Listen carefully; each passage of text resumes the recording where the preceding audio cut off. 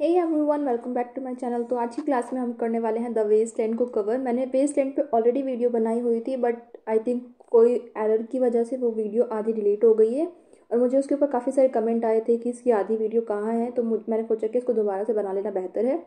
तो वो जो वीडियो डिलीट हुई थी, आई थिंक उसका जो सेकंड पार्ट है वो फर्स्ट वाले का था, द ब्यूरल ऑफ डेथ। तो इस वीडियो में हम इसी को करने वाले हैं। तो इंट्रोडक्शन से शुरू करते हैं।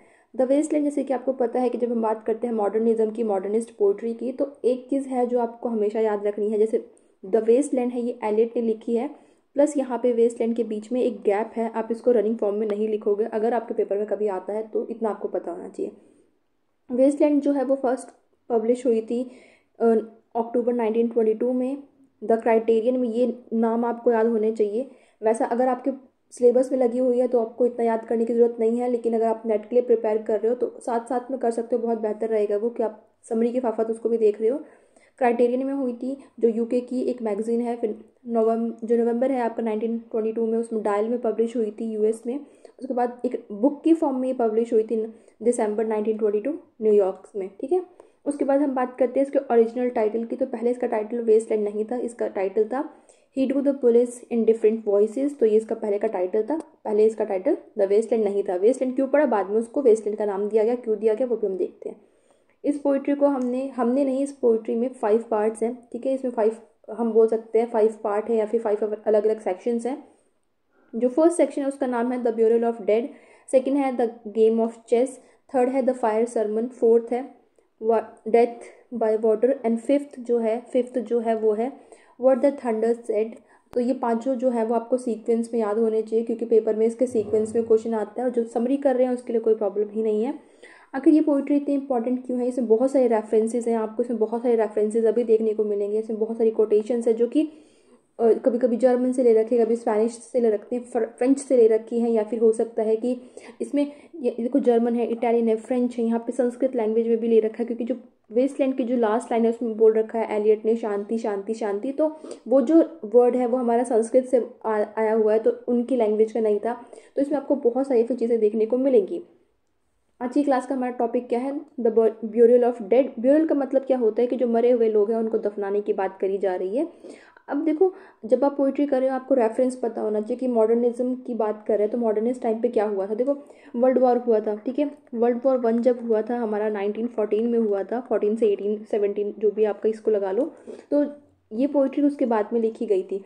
पोइट्री इसलिए लिखी गई क्योंकि उस टाइम पे जब वर्ल्ड वॉर हुआ उसके बाद इतना ज़्यादा यहाँ पे डिस्ट्रक्शन हो चुका था, इतना ज़्यादा ब्लडशेड हुआ था को उसको देखने के बाद जो उसके बाद के पोइट्स उन्होंने क्या रियलाइज़ किया कि चीज़ें बहुत ज़्यादा ख़राब होती जा रही हैं। जो पहले की लाइफ थी वो बहुत ज़्यादा बेहतर लाइफ थी, अभी की लाइफ कैसी हो गई, फ्रेगमेंटेड हो गई। अगर आप मेरी क्लासेस देखते हो, मैंने थ्योरी की क्लास भी बनाई थी, उसमें मैंने आपको बोला था कि जो मॉडर्निज्म है वो फ्रेगमेंटेशन की बात करता है, वो लैमेंट करता है इस बात पे कि जो वर्ल्ड था, पहले का जो वर्ल्ड था, पीसफुल एक वर्ल्ड था, वो बिखर चुका है, ठीक है। वो बिखर चुका है और वो सोचते हैं कि हम इसको दोबारा से रीगेन कर सकते हैं। तो वो जो वर्ल्ड था, एक पीसफुल सा एक अच्छा सा वर्ल्ड था, वो खो चुका है वर्ल्ड वॉर के बाद में, और उसी के बाद ये पोइट्री लिखी गई है। पोइट्री के फर्स्ट सेक्शन का नाम क्या है, the burial of dead. Burial मतलब दफनाना, तो उन लोगों को दफनाने की बात कही गई है एज अ मेटाफोरिकल वे, कि वो जो लोग मर चुके थे, जिनकी डेथ हो गई थी वॉर में, उसकी बात करी गई है। पोइट्री की स्टार्टिंग में क्या बोला गया है, मैंने कुछ चीज़ें यहाँ पे पहले से लिख दी हैं ताकि पढ़ाते टाइम इसमें ज़्यादा लिखो तो बहुत टाइम लग जाता है, वीडियो बहुत लंबी हो जाती है। देखो इसमें क्या बोल रहा है, स्टार्टिंग में कुछ लाइन्स हैं। ये लाइन्स हमारे काम की नहीं है क्योंकि हमें समझ में भी नहीं आनी है, ठीक है। लेकिन यहाँ पे हमें एक चीज़ समझ में आई, एज़रा पाउंड लिखा गया। ये क्यों लिखा गया है, क्योंकि एलियट ने अपने वर्क को, ये जो हमारा वर्क है जो हम पढ़ रहे हैं द वेस्टलैंड, उसको इन्होंने डेडिकेट किया था एज़रा पाउंड को।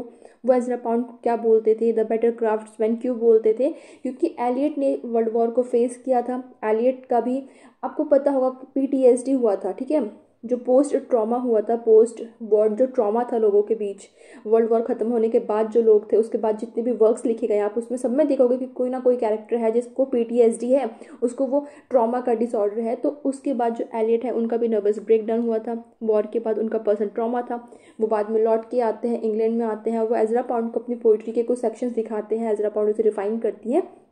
उसके बाद ये पोइट्री एक अच्छे तरीके से पब्लिश होती है। इसलिए उन्होंने इनको क्या बोला है, इनको एज़रा पाउंड एक मेल थे तो इनको इन्होंने क्या बोला है, द बेटर क्राफ्ट्समैन। क्यों, क्योंकि उन्होंने हमेशा उनके वर्क्स को क्राफ्ट किया है, ठीक से बनाया है। फर्स्ट सेक्शन की बात करते हैं द ब्यूरियल ऑफ डेड। ठीक है, ये हमारी आज की क्लास का टॉपिक है। आई होप कि चीज़ें आपको समझ में आ रही होंगी, बस इतना कुछ हार्ड एंड फास्ट नहीं है। कुछ चीज़ें मैंने पहले लिखी है, जैसे मैंने आपको बोला था कि एंड टाइम पे ज़्यादा लिखने के चक्कर में मेरा टाइम ज़्यादा ना लग जाए, वीडियो ज़्यादा लंबी ना हो जाए। स्टार्टिंग की लाइन में क्या बोला गया है, April is the cruellest month. देखो क्रूअल क्यों बोला गया है, ठीक है। अब यहाँ पे एक रेफरेंस, क्योंकि मैंने आपको बोला कि इसमें बहुत सारे रेफरेंसेस हैं, बहुत सारे कोटेशंस है, तो रेफरेंसेस में किसका दे रखा है, द कैंटरबरी टेल्स का। द कैंटरबरी टेल्स कैसे स्टार्ट होती है आपको याद होगा, जहाँ पे पहली लाइन में बोला गया है कि जो अप्रैल का मंथ है वो स्टार्ट हो चुका है। अब जो पिलग्रिम है वो यहाँ से लंदन से वो कहाँ जा रहे हैं, वो जा रहे हैं सेंट बेकर, जो सेंट थॉमस बेकेट है उनके श्राइन पे जा रहे हैं। तो वो जो पिलग्रिम था उन्होंने बोला कि अप्रैल एक अच्छा मंथ है उनके लिए, लेकिन यहाँ पे जो हमारे एलिट है वो क्या बोल रहे हैं कि अप्रैल कैसा मंथ है, एक क्रूअल मंथ है। क्यों, इन्होंने देखो यहाँ पे ब्रीडिंग की बात करी है, यहाँ पे मिक्सिंग की बात करी है, स्टार्टिंग की बात करी है। जो आई एन जी क्या है, ये एक टोन को फिक्स कर रहा है, स्टार्टिंग स्टैंडा में ही ये एक टोन को फिक्स कर रहा है कि काफ़ी चीज़ें होने वाली हैं। देखो अप्रैल को उन्होंने क्रूअल इसलिए बोला है क्योंकि अप्रैल में ही आपका गुड फ्राइडे आता है। ठीक है, इतना आपको पता है ना कि इसी में गुड फ्राइडे आता है। गुड फ्राइडे को क्या हुआ था, क्रूसिफिकेशन हुआ था। जीसस क्राइस्ट जो है उनको फांसी पे लगाया गया था, या फिर उनका जो क्रूसिफिकेशन जिसे हम बोलते हैं उस दिन उनकी डेथ हुई थी, इसीलिए उन्हें ये मंथ पसंद नहीं है। देखो जब भी हम बात करते हैं मॉडर्न एज की, तो इस टाइम पे एक चीज़ आपको ध्यान रखनी है कि उस टाइम पे स्पिरिचुअलिटी बिल्कुल ख़त्म होती चली गई थी, क्योंकि एक तो वॉर हुआ था, वॉर में इतना ब्लड शेड हुआ था। कौन सा धर्म ऐसा बोलता है कि जिसमें ब्लड शेड होना चाहिए, कोई भी नहीं बोलता। तो स्पिरिचुअलिटी लोगों की खत्म हो गई थी, लोग ड्यू ह्यूमन होते चले जा रहे थे, लोगों के बीच में एक रिलेशन नहीं बचा था, कनेक्शन नहीं बचा था। लोग कैसे ज़िंदगी जी रहे थे, एक अगली ज़िंदगी जी रहे थे, एक मशीन की तरह काम करते थे। तो उन्हीं सब की बात यहाँ पे करें तो अप्रैल उन्हें पसंद नहीं है इसी वजह से। इसका एक रीज़न ये होगा क्योंकि गुड फ्राइडे होता है। उसका सेकेंड रीज़न क्या है, सेकेंड रीज़न उनका है जब वो लाइलैक्स की बात करते हैं। पहले मैं नीचे की लाइन पढ़ देती हूँ। उन्होंने बोला है लाइलैक्स जो है वो डेड लैंड है, जो कि विंटर की जो ठंड, क्योंकि अभी तक हमारा मार्च था, मार्च का मंथ हमारा ठंडियों में काउंट होता है, विंटर में काउंट होता है। तो डेड लैंड उसी को बोला गया है कि वहाँ से अब लाइलैक्स के फ्लावर्स जो है वो निकल रहे हैं। लाइलैक्स के फ्लावर उन्हें किसकी याद दिलाते हैं, उनके एक फ्रेंड थे, मैंने इनका नाम यहाँ पे लिखा हुआ है, 1 सेकेंड मैं इसको हाईलाइट कर देती हूँ। उनके एक फ्रेंड थे, ठीक है, सेकेंड, उनके एक फ्रेंड थे जिनकी जो डेथ है वो, क्योंकि वो भी वॉर में उनकी डेथ हो गई थी अप्रैल में ही। ठीक है, इसीलिए मैंने आपको बोला कि इसमें बहुत ज़्यादा रेफरेंसेज हैं। अब लाइलैक्स जो है वो किसकी याद दिलाते हैं, उन्हें अपने फ्रेंड की याद दिलाते हैं। वो जो फ्लावर है वो उनको अपने फ्रेंड की याद दिलाते हैं। और अप्रैल क्यों क्रूअल मंथ है, क्यों ख़राब मंथ लगता है उन्हें, क्योंकि एक तो क्राइस्ट को क्रूसीफाई किया गया था, प्लस उनका जो फ्रेंड है वो भी अप्रैल में उनकी डेथ हुई थी। इसीलिए उन्होंने बोला है जो अप्रैल है वो उन्हें नहीं पसंद है। आगे अब क्या बोल रहे हैं कि जो लाइलैक्स के फ्लावर्स है वो इसी टाइम पे उग रहे होते हैं। देखो एक तरफ जो है हम अप्रैल को कंसीडर करते हैं कि बहुत अच्छा मंथ है क्योंकि स्प्रिंग आएगी, बहुत इस यहाँ पे फ्लावर्स निकलने लगेंगे। लेकिन ये जो लाइलैक्स का फ्लावर है वो कहीं ना कहीं एक पास्ट मेमोरी की बात कर रहा है, उन्हें कुछ ऐसी चीज़ें याद दिला रहा है जो उन्हें नहीं पसंद है। डेड लैंड से निकल रहे हैं, डेड लैंड यहाँ पे इसका हम ये भी मतलब निकाल सकते हैं कि वो जो पास्ट है पोएट का, या फिर जो पास्ट था, जो मॉडर्न एज जो थी, वर्ल्ड वॉर था, उससे पहले की जो चीज़ें हैं उनसे भी कनेक्ट कर सकते हैं हम इसे। मेमोरी और डिज़ायर क्या बोला गया है कि उन्हें अपने फ्रेंड की याद आने लग जाती है, उन्हें अपने फ्रेंड की मेमोरी याद आने लग जाती है। वो चीज़ें कैसी हैं, जब रेन होती है तो वो क्या करती है, डल रोड्स को भी निकाल देती है। रेन क्यों, क्योंकि जैसे नया सीज़न आएगा, अप्रैल का सीज़न आएगा, तो कहीं ना कहीं जो डेड रूट्स थी, डेड लैंड के नीचे थी, डल रूट्स थी, वो भी बाहर आने लग जाएंगी क्योंकि स्प्रिंग है। ऑब्वियस सी बात है, स्प्रिंग है तो चीज़ें बाहर आएंगी। लेकिन यहाँ पे मेटाफोरिकल वे में अगर हम बात करें तो क्या बात कर रहे हैं, एलिट क्या बोल रहे हैं कि जितनी भी पास्ट की चीज़ें थी, जितनी भी पास्ट की यादें थी, वो चीज़ें भी रिट्रीव हो जाएंगी, वो चीज़ें भी वापस आ जाएंगी। और वो चीज़ें, वो जो इनकी मेमोरी है वो कैसी है, वो पेनफुल मेमोरी है। ये याद रखना हमेशा कि जो मॉडर्न एज है आपकी, या जो वर्ल्ड वॉर हुआ है, कोई अच्छी याद तो है नहीं। तो जितनी भी पास्ट की चीज़ें थी वो उसे अच्छे से याद करते हैं, वो एक पॉजिटिव वे में याद करते हैं, और उन चीज़ों की यहाँ पे बात करी गई है। विंटर की बात करें कि विंटर केप्ट अस वार्म, अब यहाँ पे अस की बात करिए। अस का मतलब है ये जो मॉडर्न एज के लोग थे ना, जो बैरन हो चुके हैं, जिनके अंदर कोई रिलेशन नहीं बचा, कोई ह्यूमैनिटी नहीं बची है, कोई भी फीलिंग नहीं बची एक दूसरे के लिए, उनकी बात करी गई है कि विंटर उन्हें वार्म रखता है। विंटर वार्म क्यों रखता है, क्योंकि देखो विंटर क्या करता है, कवर कर देता है अर्थ को, किससे, फॉरगेटफुल स्नो से। जो अगर हम नॉर्मल लिटरल वे की बात करते हैं, जब विंटर्स आती है वो क्या करती है, बर्फ़ से सब कुछ ढक देती है, जो जड़ें नीचे है वो नीचे ही रह जाती हैं, उन्हें कोई नहीं देख पाता है। और अगर हम इसकी डबल मीनिंग की बात करें कि इसमें इन्होंने बोलना क्या चाहा है, अगर मेटाफोरिकल वे में बात करते हैं, क्या बोलना चाहते हैं कि जब विंटर आती है तो क्या होता है जितनी भी चीज़ें होती हैं, जो फॉरगेटफुल चीज़ें होती हैं, जो उनको नहीं याद करनी है, जो भी उनके पास्ट की चीज़ें हैं जो उन्हें याद नहीं करनी, जो उन्हें दुख दे रही हैं, क्योंकि पुरानी चीज़ें बहुत ज़्यादा ग्लोरियस थी, तो वो चीज़ें भी नीचे दबी रहती हैं। और इसीलिए जो ये बैरन एज के लोग हैं क्या प्रेफर करते हैं कि विंटर ही ठीक है, हम उसी में काम करते रहेंगे, बॉडी भी ठंडी है, हमारी मेमोरी भी बर्फ़ के नीचे दबी रहेगी, तो इतना उन्हें टाइम ही नहीं मिल पाता है कि वो कुछ चीज़ों को सोच पाए। और इसीलिए उन्हें बैरन एज ही पसंद है कि चलो ठीक है कोई बात नहीं, क्योंकि पास्ट बहुत ज़्यादा ग्लोरियस था, मॉडर्न एज बहुत ज़्यादा बेकार हो चुकी है। इसकी अगली लाइन में इन्होंने एक रेफरेंस दे रखा है जेम्स थॉमसन का, उनकी एक पोइट्री है to our ladies of death, वहाँ से एक लाइन ले रखी है इन्होंने, इसका रेफरेंस दे रखा है। यहाँ पे किसकी बात हो रही है? ड्राई ट्यूबर्स की। ड्राई ट्यूबर्स मतलब जिस तरीके से जो पास्ट की लाइफ है वो नीचे ही दबी रही तो बेहतर है, तो उसी तरीके की यहाँ पे बात कर रहे हैं। 8 लाइन की अगर हम बात करें, 8 लाइन आती है, देखो यहाँ तक की जो स्टोरी थी ना, यहाँ तक की जो लाइंस थी 1 से 7 की, इसमें आपको पता है कि एलियट बोल रहे हैं। एलियट हो सकते हैं या फिर नैरेटर हो सकते हैं, उनमें से कोई एक पर्सन बोल रहा है, नैरेटर बोल रहा है अगर हम बोल देते हैं तो। अब देखो यहाँ पे वो क्या बता रहे थे, वो बता रहे थे कि जो पहले की लाइफ थी वो ग्लोरियस थी, ठीक है, लेकिन वो उससे चाहते नहीं है। वो क्या चाह रहे हैं कि ठीक है विंटर ही ठीक है, हमारी जो मॉडर्न एज है, मॉडर्न मैन है वही ठीक है। क्यों? क्योंकि वो मैन खुद ही इस तरीके से डिस्ट्रॉयड हो चुके हैं, फ्रेगमेंटेड हो चुके हैं कि कोई बेटर होप उनके पास बची नहीं है। अब सडनली यहाँ से लाइन नंबर 8 से एक सडन चेंज आएगा। सडन चेंज क्यों आएगा? क्योंकि जो पूरी पोइट्री है इसमें बहुत ज़्यादा नैरेटिव्स हैं, फ्रेगमेंटेड है। फ्रेगमेंटेड क्यों है मैंने आपको बताया, क्योंकि ये मॉडर्न एज की पोइट्री है। मॉडर्न एज की पोइट्री में वर्क्स में आपको फ्रेगमेंटेशन बहुत देखने को मिलेगा कि कोई भी चीज़ है वो पूरी नहीं करी जा रही है, कुछ बात बोली उसको छोड़ के कोई और बात स्टार्ट हो गई। अभी हम बात करते अप्रैल की, अभी सडनली से कोई और बात होने लग जाएगी। 8 लाइन में क्या बोला गया है? समर की बात करिए, समर सरप्राइज्ड अस। सडनली टोन जो है वो चेंज हो गई है। कमिंग ओवर द स्टनबर्गर जी, ठीक है, ये क्या है? स्टनबर्गर जी एक जगह है, ठीक है, ये एक जगह है, वहाँ पे ये यहाँ पे सडनली एक लड़की है वो अपनी कहानी बता रही है। वो क्या कह रही है कि सडनली उन सबको सरप्राइज कर दिया किसने? जब सडनली रेन स्टार्ट होने लग गई। वो कहाँ पे गए थे? यहाँ पे ये गए थे, कॉलोनेड में गए थे, वो वहाँ पे छुपे, ठीक है, यहाँ पे गए, ये एक लेक है, लेक में गए थे, वो बोटिंग कर रहे थे, पर सडनली क्या हुआ? समर ने उन्हें सरप्राइज कर दिया। क्यों? क्योंकि वहाँ पे रेन सडनली स्टार्ट हो गई। रेन की वजह से वो कहाँ गए? वो स्टॉप हुए कहाँ पे? कॉलोनेड। कॉलोनेड मतलब ऐसे जो पिलर्स होते हैं, अगर आप वहाँ गए हो, कनाट प्लेस गए हो, अगर आप सीपी गए हो कनाट प्लेस, वहाँ पे आपने देखा होगा वो जो पिलर्स बने हुए हैं, हम उसे कॉलोनेड बोल देते हैं। इन्होंने बोला उसके बाद क्या हुआ? जो सनलाइट थी वो दोबारा से जब आती है तो वो क्या करते हैं? वहाँ पे कॉफ़ी पीते हैं या फिर घंटों तक वो अपने दोस्तों से, कज़न से बात कर रही होती है। उसके बाद एक तो यहाँ पे एक लाइन लिखी गई है जो कि जर्मन में है। I am certainly no Russian, I came from Lithuania और आई अ ट्रू जर्मन। ये लाइन जो है वो कौन बोल रही है? वो जो लेडी है, वो जो लड़की है, वो ये लाइन बोल रही है। मैं सबको इरेज कर देती हूँ ताकि थोड़ा सा क्लीन लगे और दिखने में थोड़ा साफ सुथरा लगे। अब हम चलते हैं नेक्स्ट लाइन पे, नेक्स्ट स्लाइड पे। देखो 13 जो लाइन है इसमें क्या बोल रहा है? वो जो लेडी है वही क्या बात कर रही है? व्हेन वी वर चिल्ड्रन, जब हम बच्चे थे, staying at the archdukes, ठीक है, आर्च ड्यूक कौन है? वो जो लड़की है उसके कज़न है, वो उनके घर पे रहती थी। और वो जो कज़न है वो उनको कहाँ पे लेके गया? एक स्लेड पे लेके गया, जो कि बर्फ़ वाली सवारी होती है जहाँ पे आप स्लाइडिंग करते हो, मेनली स्केटिंग टाइप में करते हो। एंड आई वॉज फ्राइटेंड, मैं डरी हुई थी, लेकिन उसने मुझे क्या बोला? Marie Marie hold on tight, मतलब वो जो जिस सवारी पे, वो जो व्हीकल पे बैठे हुए थे, व्हीकल पे बैठे हुए थे, कि उसको अच्छे से टाइट पकड़ लो। एंड डाउन वी वेंट, हम उसके नीचे जाते हैं, उससे स्लाइड करते हुए नीचे जाते हैं। इन द माउंटेन्स में जाते हैं और वहाँ पे वो अपने आप को फ्री महसूस करती हैं, फ्री फील करती हैं। तो यहाँ तक की जो लाइंस थी, आपको पता चल गया कि जो नरेटर है वो मैरी है। मैरी एक लड़की बोल रही है, और वो क्या है? ये भी अपने पास्ट की लाइफ को देख रही है कि पास्ट में चीज़ें ऐसी थी, लेकिन अब क्या है? बैरन एज में क्या है? मॉडर्न एज में क्या है? वर्ल्ड वॉर के बाद क्या है?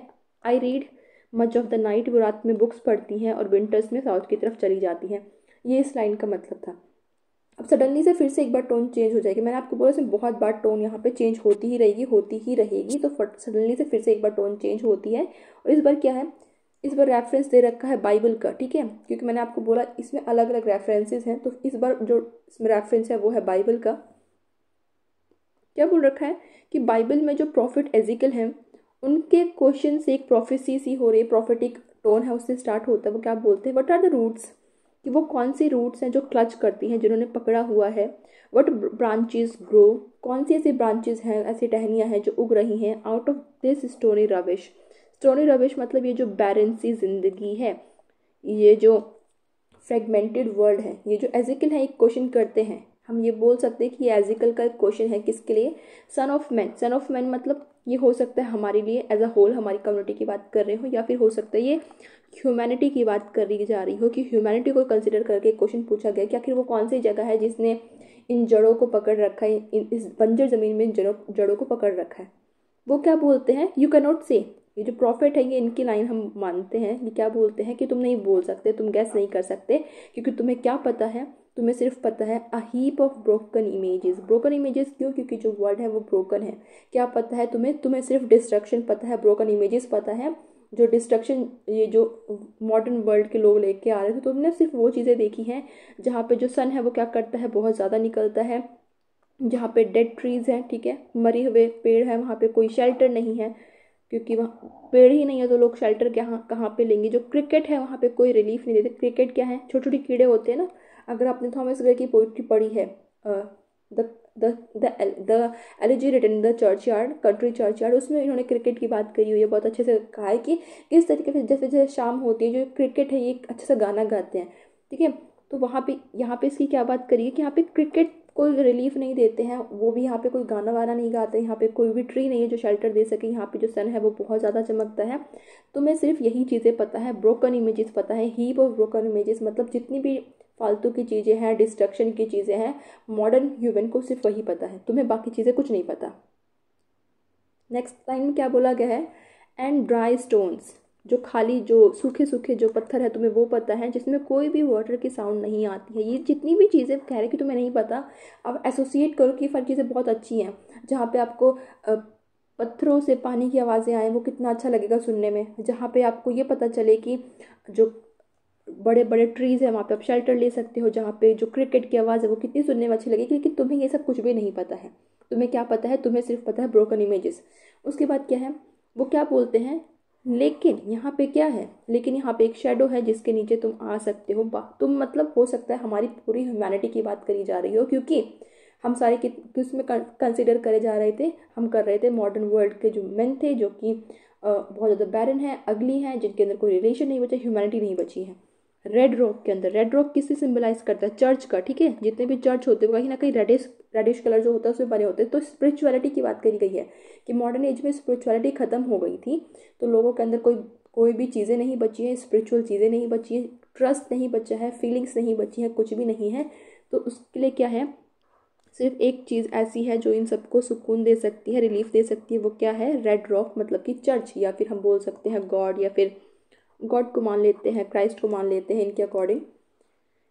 कम in under the shadow of this red rock, ये एक तरीके से एलियट का एक मैसेज है किसके लिए, जितने भी मॉडर्न एज के लोग थे जो इस तरीके की लाइफ जी रहे थे उस टाइम पे, जो बैरन एज जी रहे थे, जहाँ पे चीज़ें खत्म हो गई, लोग जो है वो गॉड पे बिलीव नहीं कर रहे। क्यों, क्योंकि कहीं ना कहीं इंडस्ट्रियलाइजेशन हो रहा है, लोग मशीनों की तरह काम कर रहे हैं, लोग रैशनैलिटी की तरफ भाग रहे हैं। गॉड को उन्होंने कहीं ना कहीं ये सोच गया कि ठीक है गॉड एग्जिस्ट नहीं करते हैं। तो इसके लिए एक मैसेज दिया है एलियट ने कि ठीक है इन सब के नीचे आओ तभी कुछ हो सकता है, क्योंकि मॉडर्न एज बहुत ज़्यादा बर्बाद करने वाली एज है। And I will show you something different, और मैं तुम्हें क्या दिखाऊंगा, डिफरेंट दिखाऊंगा। तुम्हारी परछाई जो कि इवनिंग में, मॉर्निंग में बनती है, मॉर्निंग की जो परछाई होती है वो हमारी पीछे बनती है, ठीक है, बिहाइंड में बनती है, और जो इवनिंग की होती है वो हमारे जस्ट सामने बनती है। ऐसे तो सामने बनेगी। इन सब चीज़ों को छोड़ के दिखाऊंगा क्या, I will show you fear in a handful of dust. Handful of dust मतलब इन लाइंस में क्या बोला गया है कि कुछ भी होता है तो लास्ट में क्या होता है, फियर ऑफ डेथ की बात करी गई है। क्यों, क्योंकि कोई भी पर्सन है जब उसकी डेथ हो जाती है तो वो क्या बन जाता है, हैंडफुल ऑफ डस्ट ही बन जाता है। जब उसे दफनाया जाता है, बरीड किया जाता है मिट्टी के अंदर, तो वो मिट्टी ही बन जाता है। तो मिट्टी और इंसान दोनों सेम ही हो जाते हैं। तो यहाँ पे उसकी बात करी गई है।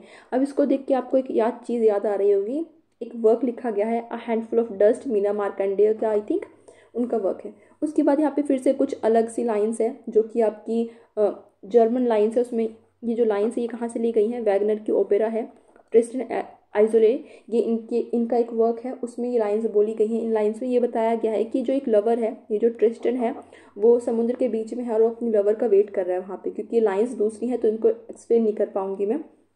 वो अपनी लवर का वेट करे, बिलवेड का वेट कर रहे हैं, जो उन्हें कहीं भी दिख नहीं रही है। क्यों नहीं दिख रही है, क्योंकि वो एक समुद्र के बीच में, चारों तरफ सिर्फ पानी ही पानी है, तो वो कहाँ पे अपनी लवर को देखेंगे, कहीं पे उन्हें दिख नहीं रही है। इन लाइन्स में बस इतना ही था। नेक्स्ट लाइन पे चलते हैं। नेक्स्ट लाइन में फिर से एक बार क्या होता है, टोन चेंज हो जाती है, फिर से एक दूसरा जो नरेटर है वो यहाँ पे आएगा। You gave me हयांसिथ। हयांसिथ जो है, हयांसिथ के एक फ्लावर होते हैं, ठीक है। एक लड़की बोल रही है कि तुमने मुझे कुछ सालों पहले, 1 साल पहले तुमने मुझे ये हयांसिथ के फ्लावर दिए थे, और उसके बाद लोगों ने मुझे हयांसिथ गर्ल बोलना शुरू कर दिया कि ठीक है, उसी नाम से मेरा नाम पड़ गया। And yet when you came back, जब तुम वापस आते हो लेट फ्रॉम द हयाकी, वहाँ के बाद कैसे होते हो तुम, तुम्हारे जो आर्म्स होते हो फुल होते हैं, तुम्हारे वेट हेयर होते हैं। उसके बाद आई कुड नॉट स्पीक, मैं कुछ बोल नहीं पाई, मेरी आंखें जो थी वो कुछ देख नहीं पाई, फेल्ड हो गई, ठीक है। मैंने आई वॉज नीदर लिविंग और डेड, ना तो मैं देख रही थी, ना मैं जिंदा भी थी, ना फिर मैं मरी भी नहीं थी। तो यहाँ पे क्या है, ये क्या दिखा रहा है कि कहीं ना कहीं वो जो इंसान जो है वो क्या बन गया था, मशीन बन गया था। तो ना तो वो जिंदा है, ना तो वो मरा है, क्योंकि डेड भी नहीं है, बिल्कुल ही मर भी नहीं गया, लिविंग भी नहीं है, क्योंकि उसके अंदर स्पिरिचुअलिटी नहीं है, बैरन एज आ चुकी है, उनके अंदर ह्यूमैनिटी नहीं बची, कोई रिलेशन नहीं बचा है, कोई भी चीज़ नहीं बची जो उनको वार्म रख सके एज अ ह्यूमन, उन्हें लिविंग हम कंसिडर कर सकें। आई नो नथिंग, उसे कुछ भी नहीं पता है। Looking into the heart of light, जब वो लड़की अपने लवर के हार्ट में देखती है तो क्या देखती है, साइलेंस देखती है सिर्फ। और फिर से यहाँ पे एक लाइन आ जाती है, लाइन नंबर 41 यहाँ पे आती है फिर से। इसका मतलब क्या है, इसका मतलब है डेजोलेटेड, जो सी है, ठीक है, जो डेजोलेटेड या फिर एम्प्टी सी है उसकी बात करी गई है। इसका मतलब क्या है, इसको किससे सिंबलाइज कर रखा है कि जो मॉडर्न एज है ना, वहाँ पे जो प्यार है वो कुछ भी बचा नहीं है, क्योंकि जितनी भी अच्छी चीज़ें थी वो तो सब खो चुके हैं। तो अभी किसी भी चीज़ का कोई मतलब नहीं बचा, जो भी चीज़ें हैं या तो वो ऐसी हैं, ये बोल रखा ना कि आई नो नथिंग, मुझे कुछ नहीं पता है। वहाँ पे उसने क्या पाया, उसने सिर्फ साइलेंस पाई है और कुछ भी नहीं मिला उसको दिल में भी। तो चीज़ें क्या है, अब वो रिलेशनशिप नहीं बचे, वो प्यार नहीं बचे, कोई भी चीज़ नहीं बची। क्यों? क्योंकि जो चीज़ें हैं वो ख़त्म हो चुकी हैं, मॉडर्न एज है ये, वर्ल्ड वॉर आया है, ये वर्ल्ड वॉर के बाद ये चीज़ें हो रही हैं। नेक्स्ट लाइन पे चलते हैं, लाइन नंबर हमारी 42 की बात करते हैं। यहाँ का जो रेफरेंस है ये इन्होंने ले रखा है द क्रोम येलो से, ठीक है, द क्रोम येलो से ले रखा है। वहाँ पे मैडम सोसॉस्टिस की बात करी गई है, एक कैरेक्टर है वो। इसमें क्या बोला गया है, जो मैडम सोसॉस्टिस है वो क्या कर रही हैं, वो एक फॉर्च्यून देखने वाली है, फॉर्च्यून टेलर है। उनको कोल्ड हो रखा है। कोल्ड क्यों हो रखा है, अब देखो यहाँ पे, क्योंकि हम बात करें मॉडर्न एज की तो हिपोक्रेसी भी आपको देखने को मिलेगी। यहाँ पे क्या बोला गया है, एक तरफ तो वो क्या है, फॉर्च्यून टेलर हैं जो फॉर्च्यून बताती हैं, और दूसरी तरफ उन्हें भी कोल्ड हो रखा है। जैसे as a human being, as a normal being हमें होता है, तो हमारे पास कोई पावर नहीं है तो हमें हो जाता है, कोई फर्क नहीं पड़ता। लेकिन ये तो फॉर्च्यून टेलर है ना, तो इनको तो नहीं होना चाहिए। लेकिन फिर भी क्या है, ये सबसे ज़्यादा वाइजेस्ट वुमेन मानी जाती हैं यूरोप में। तो ये भी एक हिपोक्रेसी है कि उनको भी कोल्ड हो रखा है, लेकिन फिर भी सब उनको वाइजेस्ट वुमेन मानते हैं। वो क्या करती हैं, वो अपने पैक ऑफ कार्ड्स को यहाँ पे निकालती हैं और उसी के साथ खेलती हैं। खेलना मतलब पैक ऑफ कार्ड से लोगों का जो फॉर्च्यून है वो बताती हैं। फिर वो यहाँ पे अपने कस्टमर से बात कर रही हैं, हियर सेड सी, कि वो यहाँ पे क्या बोलती हैं, इज़ योर कार्ड। यहाँ पे जो लाइन्स है, एक चीज़ आपने देखना कि जो एलियट है उन्होंने एक परफेक्ट राइमिंग को नहीं प्रेफर किया था। उन्होंने अलग तरीके की जो इंजैम्पमेंट होती है, इसकी लाइन उसमें घुस रही है, आधी लाइन यहाँ जा रही है, तो उसमें अब देखो is your card, this is your card होना चाहिए, लेकिन लाइन को इस तरीके से लिखा गया है, सेड सी, ठीक है, होना चाहिए शी सेड, लेकिन ठीक है उसी तरीके से इन्होंने अपनी लैंग्वेज को चेंज कर रखा है। वो यहाँ पे कार्ड्स निकालती हैं अपने कस्टमर के लिए, और क्या एक कार्ड देती हैं, फोनेशियन सेलर का एक कार्ड देती है। फोनेशियन सेलर कौन थे, वो जो लोग थे वो सेलर थे, और वो डूब जाते हैं, जिससे उनकी डेथ हो जाती है, ड्राउन हो जाते हैं। और उनके बाद उनकी आइज़ कैसी दिखती हैं, जैसे पर्ल की तरह। अब कोई इंसान डूब चुका है, डूब के मर चुका है, तो उसकी आइज़ कैसी दिख रही हैं, पर्ल की तरह दिखाई देती हैं। इसका रेफरेंस किस में है, टेम्पेस्ट में है। टेम्पेस्ट ने ऑलरेडी करवा दी है, तो उसमें आप कनेक्ट कर पा रहे होगे। जो टेम्पेस्ट में एरियल है वो एक गाना गाता है, सॉरी मेल है वो एक गाना गाता है, तो वहाँ पे ये इस लाइन को गाता है अपने गाने में, ठीक है। उसके बाद वो दूसरा एक कार्ड निकालती हैं, वो लेडी जो सिसोस्टिस है वो एक दूसरा कार्ड निकालती हैं, जो है बेलाडोना का। बेलाडोना से सुन के आपको समझ में आ रहा होगा कि ये मैडोना से कहीं ना कहीं रिलेट कर रहा है, ठीक है। The lady of the rocks, ये एक रेफरेंस दे रखा है, जो लियोनार्डो दा विंची की एक पेंटिंग है उसको कहीं ना कहीं यहाँ पे रेफरेंस दे रखा है इसमें। अब आगे क्या बात करी गई है, ये यहाँ पे क्या कर रही है, एक और कार्ड निकालती हैं विद 3 स्टार्स, फिर एक और कार्ड निकालती है विद द व्हील, फिर एक और कार्ड निकालती है वन आई मर्चेंट का, फिर एक और कार्ड निकालती हैं जो कि ब्लैंक है, ठीक है। एक ब्लैंक कार्ड है जो कि उन्हें देखना भी फॉरबिडन है, वो भी नहीं देख सकती हैं। क्यों नहीं देख सकती हैं वो तो भी हमें नहीं पता, क्योंकि ये ब्लैंक है जो उन्हें देखना मना है। उसके बाद वो क्या बोलती है कि मैं एक कार्ड ढूंढ नहीं पा रही, मुझे एक कार्ड नहीं मिल रहा। वो कार्ड कौन सा है? हैंगमैन का। हैंगमैन का मतलब कि जिसको टांगा गया हो। यहाँ पे किसकी बात कर रहे हैं हम? यहाँ पे बात करें क्राइस्ट की बात करें, क्रूसिफिकेशन की बात कर रहे हैं कि जिस दिन जीसस क्राइस्ट को हैंग किया गया था वो कार्ड इन्हें नहीं मिल रहा है। तो फिर से रेफरेंस क्या आ गया कि जो लोग हैं उनका अभी भी स्पिरिचुअलिटी पे बिलीव नहीं है, इसीलिए उन्हें वो चीज़ ही नहीं मिल रही जो इतनी इंपॉर्टेंट है उनके लिए। वो अपने कस्टमर को क्या बोलती है कि तुम्हें फियर करना चाहिए किससे? डेथ बाय वाटर से, कि पानी से बच के रहना, उससे बच के रहना।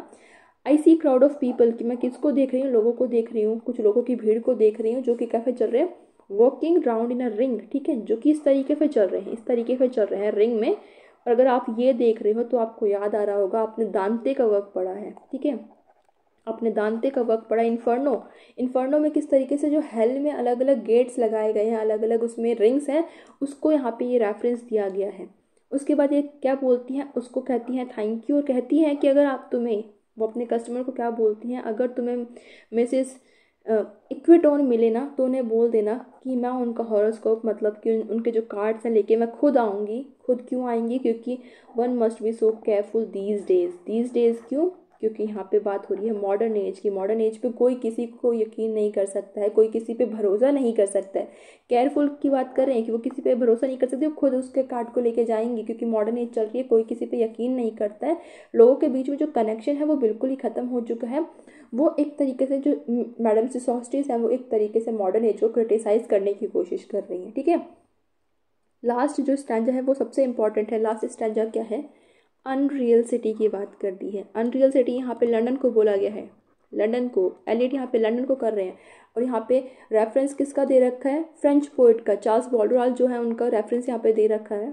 वो क्या कह रहे हैं कि लंदन क्या है? लंदन एक अनरियल सिटी है। अनरियल क्यों है? क्योंकि लंदन में आपको पता है कि बहुत ज़्यादा डिस्ट्रक्शन हुआ, वर्ल्ड वॉर में बहुत ज़्यादा डिस्ट्रक्शन, बहुत ज़्यादा लोग मारे गए, हज़ारों में लोग वहाँ पे मारे गए, कितने ज़्यादा वहाँ पे बॉडीज थी।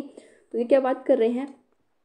Under the brown fog of a winter dawn. Dawn मतलब जब स्टार्ट सुबह सुबह होती है, मॉर्निंग में हल्की सी, आप आसमान में देखोगे तो हल्का हल्का रेड दिखता है, उसकी बात करी गई है कि ब्राउन फॉग के अंडर में, कि ब्राउन फॉग के हो रही होती है तभी वो क्या देखते हैं?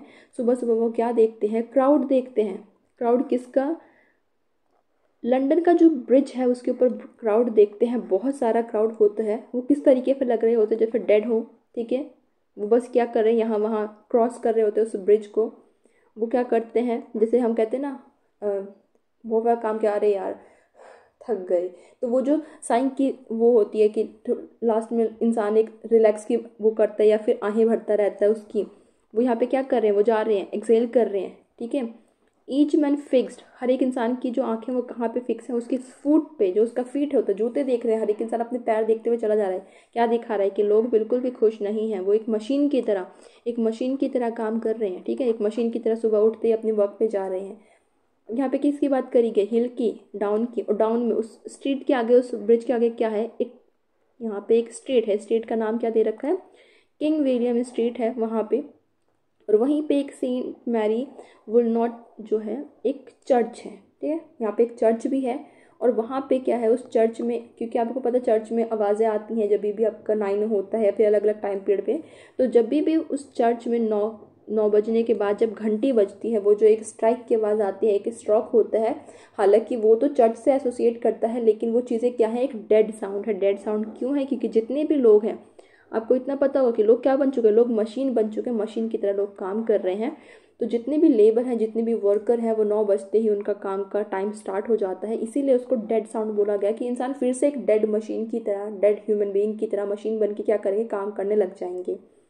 There I saw one I knew, वहाँ पे मैंने उसको देखा जिसको मैं जानता था। मैंने उसे रोका और क्राई किया, मैंने चिल्ला के बोला स्टेटसन। ये स्टेटसन कौन है? अब ये जो एलियट है ये स्टेटसन को जानते थे, क्योंकि एलियट और स्टेटसन किसी ज़माने में एक साथ एक वॉर पे गए थे, ठीक है। एक वॉर पे गए थे, वहाँ की बात हो रही है। लेकिन स्टेटसन की तो डेथ हो गई थी, ठीक है। स्टेटसन की डेथ हो गई थी, देखो। अब ये फिर भी उसे रोक के पूछते हैं कि तुम वही हो ना जो मेरे साथ शिप पे गया था माइली में? तुम वही हो ना? फिर वो एक क्वेश्चन पूछता है, एक अब्सर्ड सा क्वेश्चन पूछता है। यहाँ पे जो रेफरेंस है ये वाइट डेविल से ले गया है, वेबस्टर से। That corps you planted last year in your garden, जो तुमने अपने गार्डन में पिछले साल जो पौधे लगाए थे वो कैसे हैं? क्या वो बिगिन हुए, स्प्राउट हो रहे? क्या वो उसमें से कोई भी कलियाँ निकली? क्या वो इस साल ब्लूम हो जाएंगे, इस साल उनमें फूल आ जाएंगे क्या? और या फिर कुछ ऐसा हुआ कि सडनली जो फ्रॉस्ट है उसने उसे डिस्टर्ब कर दिया है? क्या उसकी जो ज़मीन है उसे ख़राब कर दिया है? या फिर इतनी बात बोलते हैं, ठीक है। उसके बाद जो रेफरेंस आता है ये डायरेक्टली लिया गया है यहाँ से। अब और keep the dogs far hence, क्या बोलते हैं, इसे एक एडवाइस देते हैं कि अपने कुत्ते को, अपने डॉग को वहाँ से दूर रखना। और किससे? दैट फ्रेंड्स नो मैन, क्योंकि वो किसी का भी फ्रेंड नहीं है। क्यों? क्योंकि वो अपने नेल्स से क्या करेगा, उसे डिग कर देगा अगेन। अब यहाँ पे रेफरेंस किससे है? यहाँ पे रेफरेंस है वाइट डेविल में एक ब्रदर अपने दूसरे ब्रदर की कहीं ना कहीं मर्डर कर देता है, और उसकी मदर क्या बोलती है अपने बेटे को कि इसको अच्छे से दफनाओ और यहाँ पे जो डॉग है उसे आने मत देना, नहीं तो वो इस बॉडी को बाहर निकाल देगा। वहाँ पे यहाँ जो लाइन है वो उसका रेफरेंस दे रखा है। तो एक तरीके से आप ये देख सकते हो कि जिस तरीके पर इतनी ज़्यादा डेड बॉडीज़ हुई थी, इतनी ज़्यादा बॉडीज़ वहाँ पे डेड पड़ी हुई थी वर्ल्ड वॉर के बाद में, तो उनका कहीं ना कहीं रेफरेंस दे रखा है कि उनको अच्छे से दफनाया गया या फिर दफनाया जाए, क्योंकि एक एक मास हम बोल सकते हैं कि मास डिस्ट्रक्शन हुआ था। लास्ट में कुछ लाइन फिर से हैं, ठीक है। ये भी चार्ल्स की जो पोइट्री है उन्हीं में से लिया गया है। चार्ल्स की जो पोइट्री है ये फ्रेंच में लाइन है। इसमें क्या बोला गया है? यू फ्रेंड, उसमें इन्होंने क्या बोल रखा है? यू हिपोक्रेट लर्नर, ये हमारे रीडर की बात करी गई है कि जो हम हैं एज अ रीडर हम भी हिपोक्रेट हैं। माई फ्रेंड, उन्होंने बोल रखा है मेरे जो फ्रेंड, तुम हिपोक्रेट तो हो लेकिन तुम कैसे हो? मुझसे रिजेंबल करते हो, तुम मेरे फ्रेंड हो। क्यों? क्योंकि एज अ राइटर वो कुछ लिख रहे हैं, एज अ रीडर हम कुछ पढ़ रहे हैं, तो हम दोनों ही हिपोक्रेट हैं, हम दोनों ही एक ही जैसे हैं। तो ये था इसका फर्स्ट पार्ट, ठीक है। यहाँ पे आप हमारा जो first part the burial of dead है वो ख़त्म होता है। अब मैं एक बार फिर से फ्रंट पे आना चाहती हूँ, ठीक है, ठीक है। यहाँ पे अब आप मुझे बताओ कि द ब्यूरल ऑफ डेड है तो इसका जो सिंबल है वो कैसा रहा? क्योंकि आपने देखा कि पूरी पोइट्री में क्या है, कहीं ना कहीं हम डेड की बात कर रहे हैं, जो लोग मरे हुए हैं हम उनकी बात कर रहे हैं। एक तरफ हम बात करें कि अप्रैल की, ठीक है, अप्रैल में भी हमने देखा कि उनके फ्रेंड की डेथ हो गई थी, हमने वहाँ पे उनकी बात करी। उसके बाद हम बात कर रहे हैं मैरी की। मैरी क्या अपनी पास्ट की बातें बताई कि पास्ट कैसा हुआ करता था, लेकिन अब वो चीज़ें ख़त्म हो चुकी हैं। उसके बाद हमने बात करी है बाइबल का जो रेफरेंस हमने लिया है, बाइबल का, ठीक है, बाइबल का जहाँ पे बोला गया है कि तुम्हें कुछ नहीं पता, तुम्हें क्या पता, सिर्फ ब्रोकन इमेजेस पता है। वहाँ पे भी हमने देखा कि पास्ट को ग्लोरीफाई किया है, प्रेजेंट को कहीं ना कहीं क्रिटिसाइज किया। उसके बाद हमने देखा कि जो मैडम सिसोस्ट्रिस का कैरेक्टर है, ठीक है, मैडम सिसोस्ट्रिस का जो कैरेक्टर है वो क्या दिखा रहा है? वो भी कहीं ना कहीं दिखा रहा है हैंगमैन की इमेजरी को लेके आ रहा है। वो दिखा रहा है कि एक डेथ होने वाली है पानी की वजह से। वो भी कहीं ना कहीं कैरेक्टर क्या क्रिटिसाइज कर रहे हैं कि दिखा रहे हैं कि जो मॉडर्न एज है उसे क्रिटिसाइज किया गया है। लास्ट में क्या है? लंदन को दिखा रखे, लंदन को कि लंदन की हालत कैसी हो रखी है, लोग मशीनों की तरह काम कर रहे हैं, लेबर किस तरीके से काम कर रहे हैं, एक ह्यूमन नहीं बचे, डिह्यूमनाइज किया गया है उन्हें। तो कहीं ना कहीं आप देखो कि मॉडर्न एज को इस तरीके से क्रिटिसाइज किया गया था। तो आज की वीडियो में बस इतना ही। The game of chess already upload है, मैं उसका यहाँ पे कहीं ना कहीं लिंक लगा दूँगी, आप देख सकते हो। उसको छोड़ने के बाद बाकी की जो है तीन सेक्शन बचे, इसमें मैं 1 बाय 1 वीडियो बनाऊंगी। एंड आई रियली होप की वीडियो आपको समझ में आई होगी। And I will see you in the next video. Bye bye.